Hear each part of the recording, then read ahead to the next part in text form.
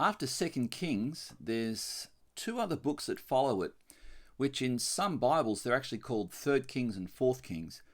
In our Western English Bibles, they're generally called First Chronicles and Second Chronicles. The author of First and Second Kings was probably someone who was a prophet, who was aware of the history of Israel from the time of David, right through to the Babylonian invasion and the Babylonians under Nebuchadnezzar taking captive those people of Judah. 100 or so years before that, the northern kingdom was taken away and conquered by the Assyrians. And those tribes are now known as the lost tribes of Israel. But Chronicles was probably written sometime well after Second Kings was concluded. And one of the prime candidates for the writing of First and Second Kings is someone like Jeremiah the prophet, because he was the prophet who was there watching the Babylonians come in and destroy the temple and the city and take people away to Babylon.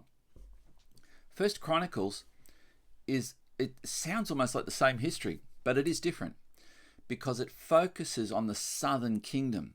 That tells us that this was almost absolutely certain that this was written well after Judah had been taken away into Babylon, and now they are allowed to return. And so the writer, the one who puts together First Chronicles, is now telling the history but from a different perspective. And it's important that he establishes what it means to be a Hebrew. And so the first few chapters of Second Chronicles reads like a yellow pages of a major city, because it's name after name after name. But this is important to a Hebrew.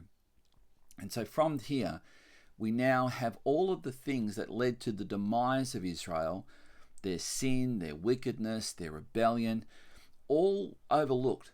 And now the writer, the compositor of First and Second Chronicles, is putting together a history of the Jews. Jews was the name given to the people from Judah. And so now it's a much more of a positive story. And so as you read through First and Second Chronicles, you'll see ultimately it points to the coming Messiah, who would be Jesus the Christ.